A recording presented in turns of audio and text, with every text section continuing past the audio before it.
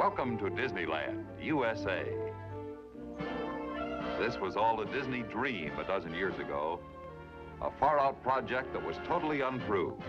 Today, 60 million people have come here from every state in America and from almost every nation around the world. In Town Square on Main Street, many have paused to read the dedication plaque that symbolizes the warm and friendly spirit of Walt Disney's Magic Kingdom. To all who come to this happy place, welcome. Disneyland is your land. Here, age relives fond memories of the past. And here, youth may savor the challenge and promise of the future. Disneyland is dedicated to the ideals, the dreams, and the hard facts that have created America, with the hope that it will be a source of joy and inspiration to all the world. Disneyland grew out of Walt Disney's own feeling that an amusement park should offer more to the entire family. Here was no mere amusement park. Here was a whole new concept in entertainment, where parents and children could have fun together. The touchstone of Disneyland's success has been its concern for people, a wholehearted dedication to the happiness of the people who visit here. Today, Disneyland has established standards of performance unsurpassed in all the world. Yet in the planning and building, there were no standards to follow. Whatever worked became the code. Whatever failed to meet the public need was changed, replaced by a better idea. People and vehicles are constantly in motion at Disneyland. Here, people travel aboard almost every method of transportation man has ever designed.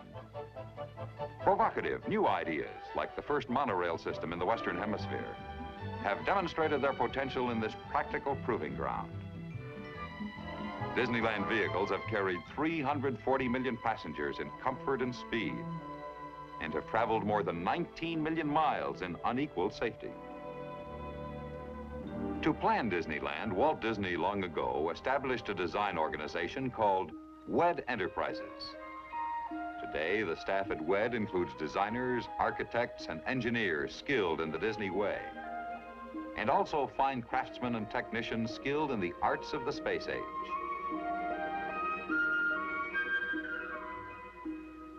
What WED does is called Imagineering, the blending of creative imagination with technical know-how.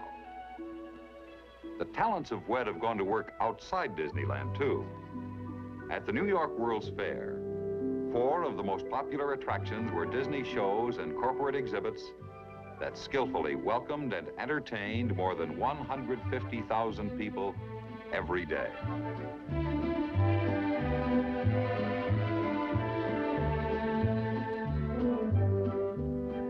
Tribute to the achievements of the Disney design staff has been paid by many highly respected planners and builders. Among them, James W. Rouse, developer of the new town of Columbia.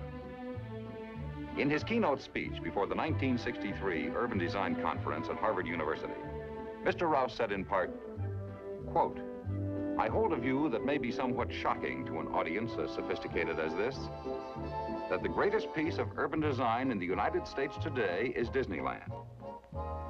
If you think about Disneyland and think of its performance in relation to its purpose, its meaning to people, more than that, its meaning to the process of development, you will find it the outstanding piece of urban design in the United States. It took an area of activity, the amusement park, and lifted it to a standard so high in its performance, in its respect for people, in its functioning for people, that it really has become a brand new thing. It fulfills all the functions it set out to accomplish, unself-consciously, usefully, and profitably to its owners and developers. I find more to learn in the standards that have been set and in the goals that have been achieved in the development of Disneyland than in any other single piece of physical development in the country."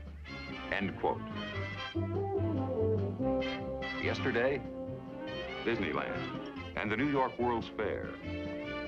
Tomorrow, a project so vast, it has already been called a whole new Disney world.